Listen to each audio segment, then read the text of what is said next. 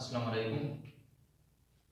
हमारा आज का जो टॉपिक है वो है मॉर्फोलॉजी ऑफ क्रोमोसोम।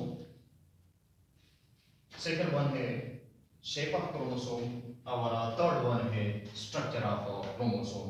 इंशाल्लाह ये तीनों जो है हम इसी लेक्चर के अंदर कवर करेंगे। फर्स्ट वन है morphology of chromosomes. Morphology means morpho means structure, logy study, studies course किया क्रोमोसोम। अब मॉर्फोलॉजी ऑफ क्रोमोसोम है क्या? The size of chromosome is normally measured in metaphase stage and may be as short as 0.25 micrometer in fungi and birds. fungi में भी और birds में भी अगर क्रोमोसोम की साइज को हम देखें वो है 0.25 माइक्रोमीटर इन डायमीटर। ये है chromosome in birds as well as fungi. Second one है प्लांट। प्लांट की एग्जांपल यहां पे दी गई है ट्रिलियम। ट्रिलियम में क्रोमोसोम जो है वो है 30 माइक्रोमीटर। एक क्रोमोसोम का नाम है पॉलीटीन क्रोमोसोम, जो कि लार्जेस्ट क्रोमोसोम है। पॉलीटीन क्रोमोसोम, यह जो क्रोमोसोम है यह है लार्जेस्ट क्रोमोसोम और इसकी जो डायमीटर है वो है 30 micrometer. However most metaphase chromosome, metaphase क्या है? ये है सेल साइकिल में 4 फेजेस है, prophase, metaphase, anaphase and telophase. ये जो मेटाफेज है ये सेकंड स्टेज है। क्योंकि इसी फेज के दौरान हम क्रोमोसोम को स्टडी कर सकते हैं with the help of micrometry. ये एक साइंटिस्ट था, इसी साइंटिस्ट ने जब एनालिसिस की क्रोमोसोम्स की, ट्रिलियम की, एज वेल एज फंजाई की, बर्ड्स की, ड्रोसोफिला की, ह्यूमन की, तो वहां पे माइक्रोमेट्री, जब वो माइक्रोमेट्री कर रहा था, माइक्रोमेट्री में इसी क्रोमोसोम का जो डायमीटर है वो था 30 माइक्रोमीटर। कौन सी फेज में? मेटाफेज स्टेज में। क्योंकि मेटाफेज स्टेज के दौरान मेटाफेज प्लेट बनता है और क्रोमोसोम कंडेंस होके सेल के सेंटर पे आ जाते हैं।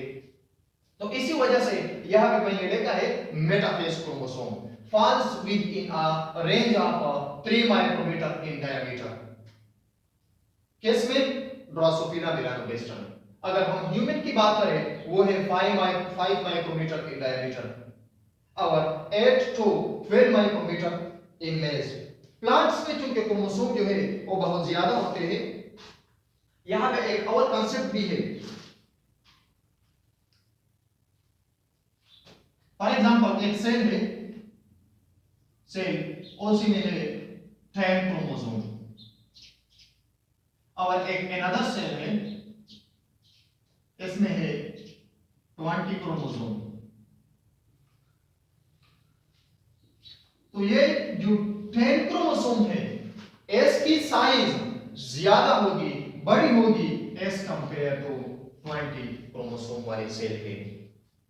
तो चूंकि ड्रोसोफिला में क्रोमोसोम्स ज्यादा होते हैं एज कंपेयर टू ट्रिलियम, और ट्रिलियम की जो क्रोमोसोमल डायमीटर है वो है 30 माइक्रोमीटर और यहां पर जो है वो है 3 माइक्रोमीटर। इसी बिना पर ये भी एक कांसेप्ट आता है लिटरेचर में। सेकेंड वन है शेप ऑफ क्रोमोसोम। मेन जो टॉपिक है वो है ये शेप और स्ट्रक्चर। ये मैंने नॉलेज बढ़ाने के लिए लिखे हैं। Shape of chromosome, the shape of chromosome is changeable from phase two phase. इस तरह नहीं है कि प्रोफेज में जो क्रोमोसोम होते हैं वो टेलोफेज में भी आते हैं, नहीं। प्रोफेज में एक तरह के,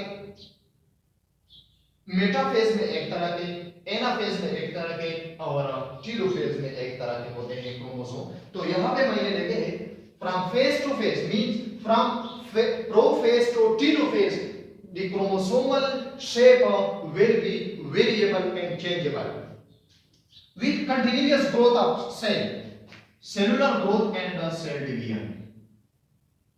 जब सेल की डिवीजन होती है तो एक रीजन है सेल में टीलोमेयर, टीलोमेयर। ये टीलोमेयर इसी को सस्टेन करने के लिए एक एंजाइम रिस्पांसिबल होती है टीलोमरेज, जो कि क्रोमोसोम का जो एंड होता है, यहाँ पे हम पढ़ेंगे क्रोमोसोम का जो एंड होता है टर्मिनल एंड, उसी में शॉर्टेज आता है with the successive cell division। तो सेल को इसी शॉर्टनिंग ऑफ टीलोमेयर से बचाने के लिए एक एंजाइम दरकार होती है, टीलोमरेज एंजाइम।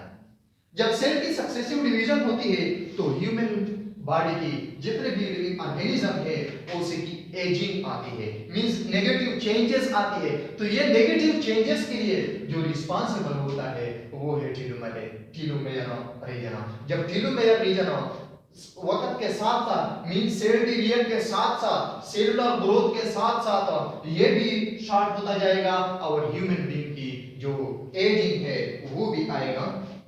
तो एजिंग के दौरान some sort of negative changes आते हैं ह्यूमन बॉडी के अंदर, इसको हम कहेंगे एजिंग। और यहाँ पर सेल डिवीजन, जब सेल की डिवीजन होती है तो यह क्रोमोसोम जो है मेन जो थीम है इसी फिक्र का वो ये है कि क्रोमोसोम की जो शेप है वो चेंज होता रहता है। फॉर एग्जांपल अगर हम देखें जो रेस्टिंग फेज है, रेस्टिंग फेज ऑफ क्रोमोसोम,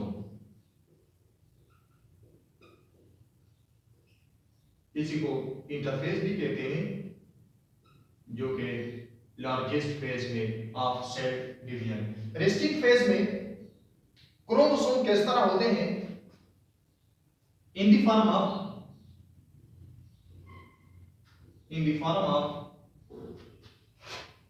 तीन filamentous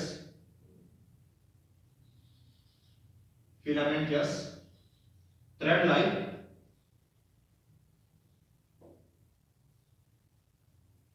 like structures,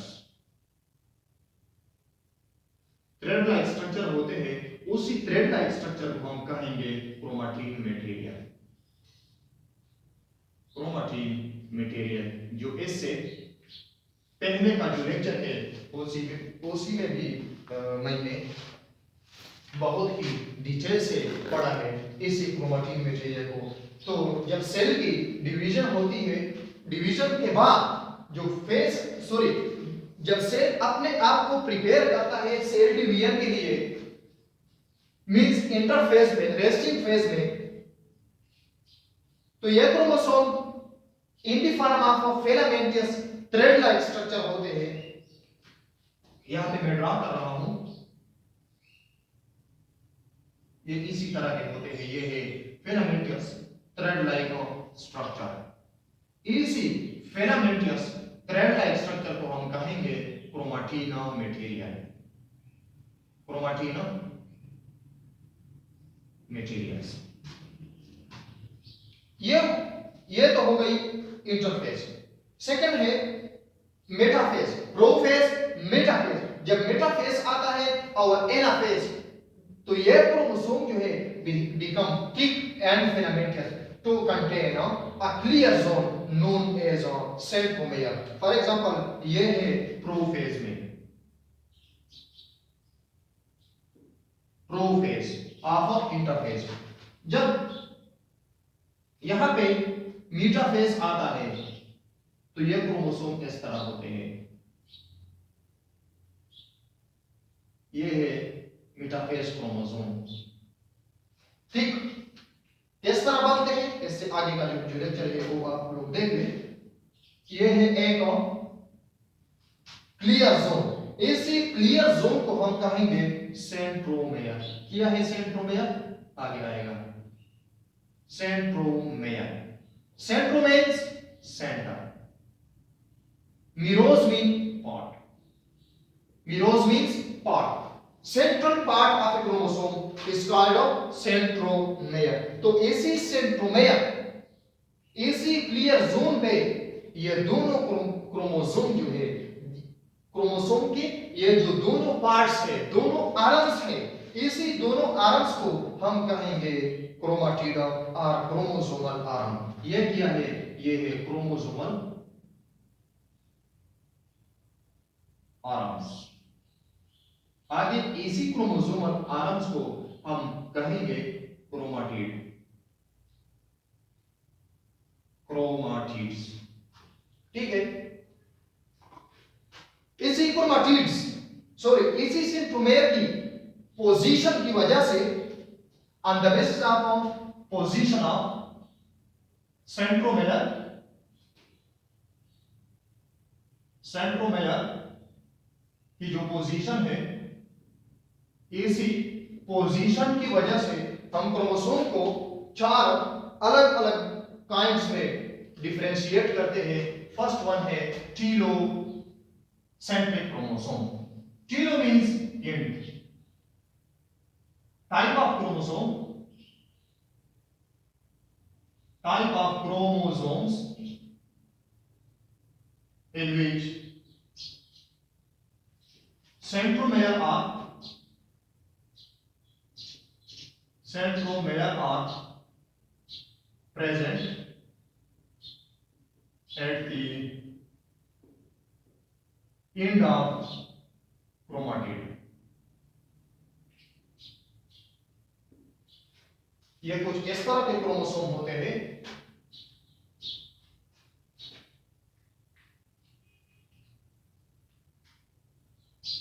ये है सेंट्रोमेयर और ये है chromatid. Telocentric chromosome means chromosome में centromere will be present at the end of a chromatid is called telocentric chromosome. और ये होते हैं रॉड लाइक, आई शेप्ड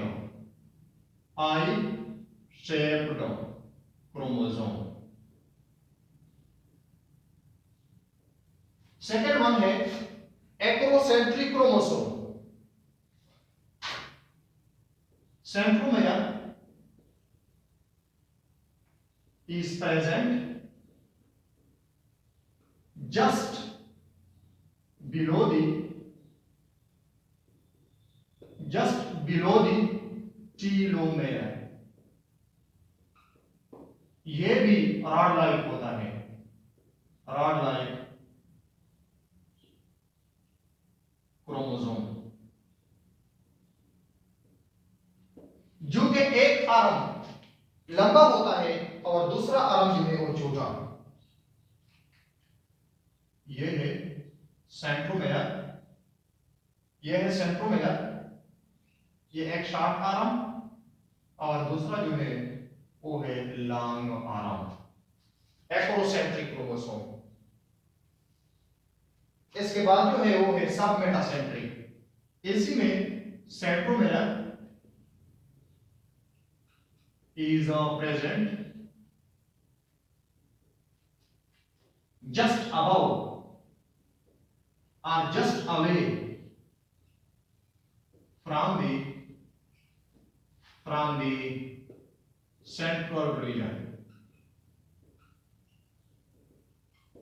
सेंटर से थोड़ा अवे मींस थोड़ा सा सेंट्रोमेयर जो है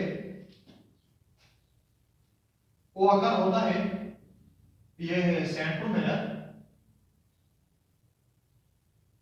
शॉर्ट आर्म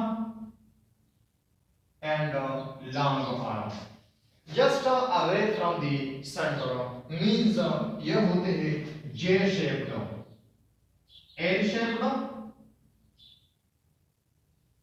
एल शेप्ड और J shaped, J shaped chromosome। J shaped chromosome or L shaped chromosome is called submetacentric chromosome। I shaped chromosome is called telocentric chromosome। और fourth one जो है वो है metacentric chromosome। In metacentric chromosome centromere is present, centromere is present center of at the center of chromatids chromosome at the center of chromosome। ठीक है, यहां पर centromere आकार होता है एट द सेंट्रल रीजन। ये जो क्रोमोसोम है ये है वी शेप्ड। क्यों? क्योंकि both the chromatids having equal length from the centromere, equal distance पे होते हैं from the centromere, therefore it is called metacentric chromosomes। ये है shape of chromosomes on the basis of centromere region। इसके बाद हम आते हैं स्ट्रक्चर ऑफ क्रोमोसोम पे। स्ट्रक्चर ऑफ क्रोमोसोम भी वेरी करता है फ्रॉम ऑर्गेनिज्म टू ऑर्गेनिज्म, लेकिन हम मेजर इसकी जो पार्ट्स हैं वो देखते हैं। फर्स्ट वन है chromatids at mitotic metaphase. For example ये है metaphase of chromosomes along with their sister chromatids। ये इसके सिस्टर क्रोमाटिड्स है और ये है एक मेटाफेज ऑफ क्रोमोसोम्स। तो सिमेट्रिकल स्ट्रक्चर्स, इसी सिमेट्रिकल स्ट्रक्चर्स को कहते हैं क्रोमाटिड। ये है क्रोमाटिड्स ऑफ ए क्रोमोसोम्स। इसी क्रोमाटिड्स में सिंगल डीएनए मॉलिक्यूल होता है। अगर आपसे कोई पूछ ले कि ह्यूमन बीइंग के जो सेल है, सोमैटिक सेल की बात कर रहा हूं मैं, उसमें 46 क्रोमोसोम है, तो इसमें डीएनए कितने होंगे? तो आपका आंसर होगा कि each chromatid contain a single molecule of A DNA. So 46 DNA will also be present in somatic cell of a human body। Each chromatids contain single DNA molecule। both the chromatids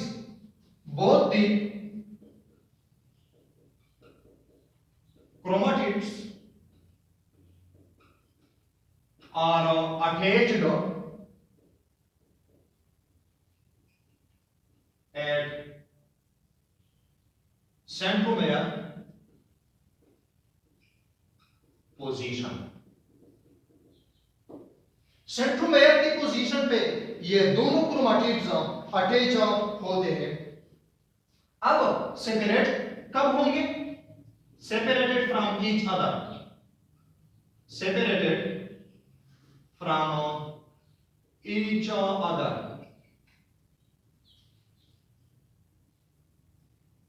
separated from each other during anaphase stage। anaphase, beginning of anaphase stage। क्यों? क्योंकि इसी centromere पे एक disc like structure होता है, वो आगे हम पढ़ेंगे, जिसको हम कहेंगे चौकोर कहेंगे। ये है microtubules attached with the chromosome.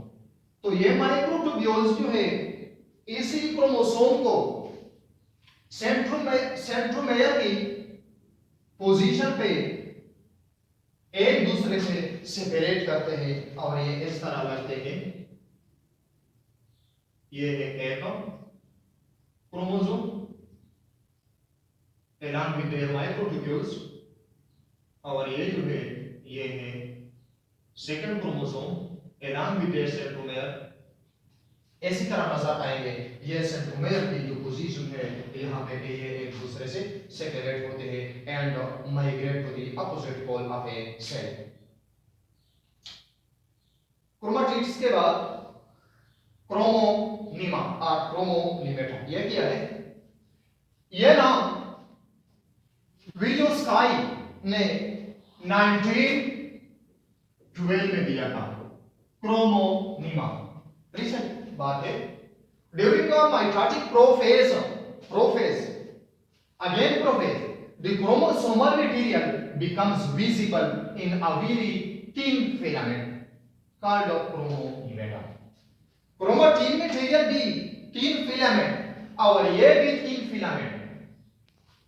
आपने स्टूडेंट्स, आप लोगों ने इन दोनों में कंफ्यूज नहीं होना। बोथ जो है it represents chromatin material in early stages of condensation। जब chromatin material की अर्ली कंडेंसेशन होती है before cell division, chromosome in the form of chromatin material, जब सेल की डिवीजन स्टार्ट होती है और उसमें फर्स्ट ऑफ ऑल कंडेंसेशन का जो प्रोसेस है वो शुरू होता है और क्रोमोसोम इसी स्टेज पे विजिबल होते हैं। Visible chromosome becomes visible in chromonema stage or chromonimeta stage. Chromonema and chromatin material both are toe names for the same structure। ये दोनों सेम स्ट्रक्चर है, लेकिन before cell division in prophase और resting phase chromatin material, while जब cell की division start होती है तो ये क्रोमाटिन मटेरियल जो है इसी में first of all condensation start होती है, जो कि क्रोमाटिन मटेरियल विजिबल होते हैं इसी क्रोमोनिमा और क्रोमोनिमेटा स्टेज में। देयरफॉर इट इज विजोवास्की ने 1912 में इसी को एक अलग नाम दिया जिसको हम कहते हैं क्रोमोनिमा। अब ये कहां पर होते हैं? It is present in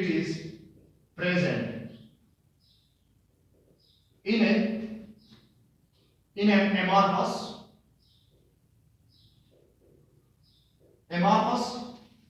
chemistry का जो फॉर्म है amorphous solid, amorphous substances उसी substances को हम कहेंगे which don't having any geometrical shape, any angles, edges as well as faces। For example ये एक क्रोम है, इसके मखसूस एंगल्स है, इसके मखसूस एजेस है और फेसेस है। इसी amorphous solid, amorphous substances में ये एजेस नहीं होते। अब ये मैट्रिक्स भी it is present in amorphous substance in which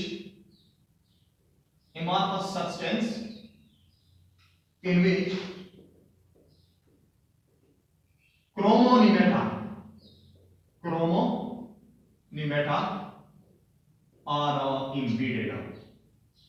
क्रोमोनिमेटा are embedded, ये फ्लोट करते हैं। क्यों? क्योंकि early stages of cell division में जब प्रोफेज स्टार्ट होता है तो nucleolus plus nuclear membrane becomes disappear, और disappear होते हैं न्यूक्लियोलस एंड न्यूक्लियर मेम्ब्रेन, ये डिसअपियर होते हैं। तो इसी न्यूक्लियोलस से और न्यूक्लियर मेम्ब्रेन से एक रीजन बनता है जो कि उसी रीजन को ओवरलैप किया जाता है with the help of sheet called pellicle. ऐसी शीट लाइक स्ट्रक्चर को having no nuclear membrane but it is again overlapped in a special type of structure, in a special type of substance in the form of matrix and pellicle। अगर आपसे कोई पूछे कि matrix pellicle क्या ये nucleolus और nuclear membrane के साथ साथ भी प्रेजेंट होते हैं, तो आपका क्वेश्चन यही होगा, तो आपका आंसर ये होगा कि नो। न्यूक्लियोलस या तो सेल में न्यूक्लियोलस होगा प्लस न्यूक्लियर मेम्ब्रेन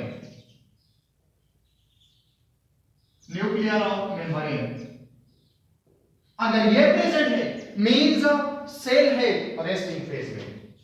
लेकिन अगर ये मैट्रिक्स, फॉर एग्जांपल आप एक सेल ऑब्जर्व कर रहे हैं तो आपको सेंट्रल रीजन में ये पेलिकल मैट्रिक्स मींस न्यूक्लियस और न्यूक्लियर मेम्ब्रेन नजर नहीं आया इन यूकेरियोटिक सेल, तो आपका आंसर यही होगा, तो आपकी ऑब्जर्वेशन यही होगी, आपकी एनालिसिस यही होगी ये सेल जो है ये है डिवीजन फेज में, क्योंकि यहाँ पर ऑलरेडी मैट्रिक्स और पेलिकल मौजूद है, मैट्रिक्स प्लस पेलिकल।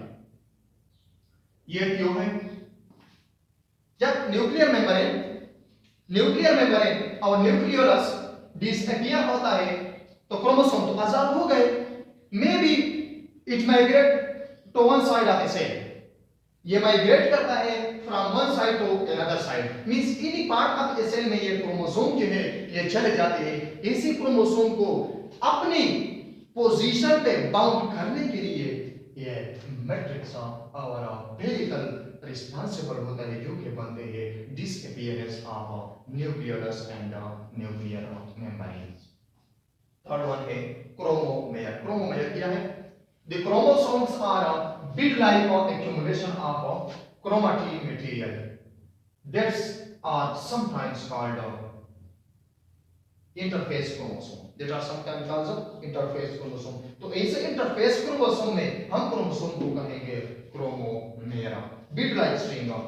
इससे पहले का जो लेक्चर है उसी पे पूरी मैंने बनाया है, ये है bead-like structure, bead on string, like bead on string। ये bead क्या है? ये है न्यूक्लियोसोम, ये न्यूक्लियोसोम है। तो इसी न्यूक्लियोसोम की कंडेंसेशन होती है। जब कंडेंसेशन होती है in interphase of stage, means chromosome की क्रोमेटिन मटेरियल की कंडेंसेशन स्टार्ट होती है, तो उसी दौरान ये क्रोमोसोम इसी तरह नजर आते हैं। इसी बीड ऑन स्ट्रिंग को हम कहेंगे क्रोमोमेर। ये कोई नई चीज नहीं है। इसी न्यूक्लियोसोम के दरमियान ये जो डीएनए है इसको हम कहेंगे linker DNA, linker DNA. For example इस पे हिस्टोन प्रोटीन नहीं है, हिस्टोन प्रोटीन, ये है हिस्टोन प्रोटीन। इसी डीएनए को हिस्टोन ऑक्टामेर के ऊपर तामे रखा है।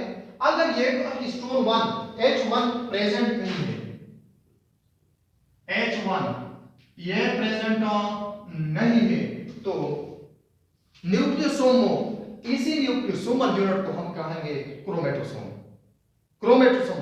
और इसी स्ट्रक्चर को हम कहेंगे क्रोमोमेयर। अगर ये हिस्टोन अटैच है इसी, सॉरी हिस्टोन 1 अटैच है इसी डीएनए के ऊपर, लिंकर डीएनए के ऊपर, तो इसको हम कहेंगे इसी एज ए होल यूनिट को हम कहेंगे न्यूक्लियोसोम, न्यूक्लियोसोम। वही बातें हैं। इसके बाद आता है centromere, again with kinetochore, kinetochore. The centromere consists of smaller granules. यहाँ पे मैं एक कंसेप्ट दे दूं, सेंट्रोमेयर ये है repetitive sequences, repetitive sequences of 200 nucleotides, 200 nucleotides DNA होती है, इसी को हम कहेंगे centromere region. For example adenine, thymine, guanine, cytosine and so on. इसी को हम कहेंगे रिपीटेटिव सीक्वेंसेस, जिसका कोई काम नहीं होता, means no formation of messenger RNA from a centromere region which are responsible for the production of special type of proteins inside the cytoplasm. The centromere consists of small granules and spherules. Granules और spherules क्या है? एक दाने जैसी DNA, इसी तरह compact DNA होती है। कंडेंस्ड हेटेरोक्रोमेटिन का कंसेप्ट इससे जो पहले लेक्चर है उसमें मैंने दिया है कि जितने भी हेटेरोक्रोमेटिन है वो प्रेजेंट होते हैं on either side of centromere, means centromere region. तो ये डीएनए जो है ये कंपैक्ट होती है और स्मॉल ग्रेन्यूल और स्फेरियोल लाइक स्ट्रक्चर बनाते हैं। ये क्यों है? करंट जो ये तो ओल्ड कंसेप्ट है कि ये क्रोमोनीमा जो है attached with the spherules of centromere. Chromosome, यहाँ पे ये क्रोमोसोम एसी क्रोमोसोम से आगे जो स्ट्रक्चर है वो तो क्रोमोनीमा है, तो ये क्रोमोनीमा फर्स्ट ऑफ ऑल अटैच होता है इसकी सेंट्रोमेयर के साथ। ठीक है, तो ये क्रोमोनीमा सेंट्रोमेयर के किस रीजन पे अटैच होता है? स्पेरियल्स और ग्रेन्यूल्स, जो जिससे सेंट्रोमेयर बनता है। करंटली जो कंसेप्ट है, centromere are the region of chromosome, chromosome का एक रीजन है to which spindle fibres are attached. आज का जो कंसेप्ट है वो है सेंट्रोमेयर वो रीजन है एक क्रोमोसोम का जिसके साथ स्पिंडल फाइबर्स अटैच होते हैं ड्यूरिंग सेल डिवीजन। यहां पे मैंने शो किए गए हैं, lies within the inner region of called primary constriction। बाज लोग सेंट्रोमेयर को प्राइमरी कंस्ट्रिक्शन का नाम भी देते हैं, लेकिन सेंट्रोमेयर और प्राइमरी कंस्ट्रिक्शन ये एक चीज नहीं है, ये दो अलग अलग चीजें हैं। फॉर एग्जांपल ये है एक सेंट्रोमेयर रीजन, ये सेंट्रोमेयर का एक पार्ट है, इसके दरमियान ये डीएनए कंस्ट्रिक्ट होके अंदर की तरफ ये है सेंट्रोमेयर का दूसरा पार्ट, ये है सेंट्रोमेयर का दूसरा पार्ट। तो बाद साइंटिस्ट इसी को कंबाइनली कहते हैं प्राइमरी कंस्ट्रिक्शन। प्राइमरी कंस्ट्रिक्शन, चूंकि ये कंस्ट्रिक्शन क्रोमोसोम जब बनते हैं मेटाफेज के दौरान ये कंस्ट्रिक्शन फर्स्ट ऑफ ऑल बनता है, इसलिए इसको कहते हैं primary constriction. Now the centromere contain special DNA sequences, यहां पे मैंने बनाए हैं which are bounded by disc-like proteins called kinetochore। kinetochore proteins, kinetochore क्या है? It is mainly composed of 3 layers। outer है outer protein layer, outer protein layer, inner middle dense layer, और third one जो है वो है inner layer which surround the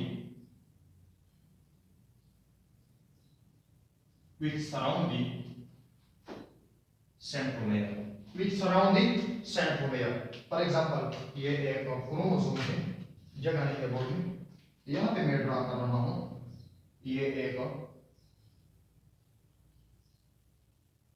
chromosome है,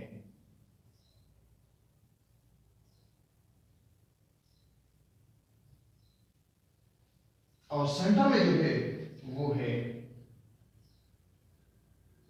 इसी सेंटर में ये है सेंट्रोमेयर। ठीक है, सेंट्रोमेयर की जो आउटर रीजन है वो प्रोटीन से बना होता है, और इसी प्रोटीन्स के ऊपर एक इंच होते हैं another type of प्रोटीन्स जिसको कहेंगे कोरोना और कॉलर। कोरोना वायरस वाली बात नहीं है, कोरोना वायरस जो कि बहुत डेंजरस है वो नहीं है, यह कोरोना एक another माइक्रोट्यूब्यूल जैसी होती है on the outer side of a proteinaceous layer of kinetochore protein। इसी कोरोना के साथ 4 to 5 माइक्रोट्यूब्यूल्स अटैच होते हैं। एक क्रोमोसोम, अगर आपसे कोई पूछ ले कि एक क्रोमोसोम से सिर्फ और सिर्फ एक माइक्रोट्यूब्यूल्स अटैच होता है, तो आपका क्वेश्चन होगा कि नहीं, एक क्रोमोसोम के साथ 4 to 5 माइक्रोट्यूब्यूल्स जो है वो अटैच होते हैं due to the presence of corona और polar region on the outer proteinaceous layer of kinetochore। अब ये माइक्रोट्यूब्यूल्स जो कि सेंट्रोमेयर रीजन के साथ अटैच होते हैं, इसको नाम देते हैं काइनेटोकोर। Kinetochore microtubules. इसी कोरोना और कोलर रीजन की वजह से इसी माइक्रोट्यूब्यूल्स को नाम दिया गया है काइनेटोकोर माइक्रोट्यूब्यूल्स। मैं बोर्ड को मिटाता हूं, ऐसे आगे तो जगह नहीं है ताकि मैं इस पे लिख सकूं।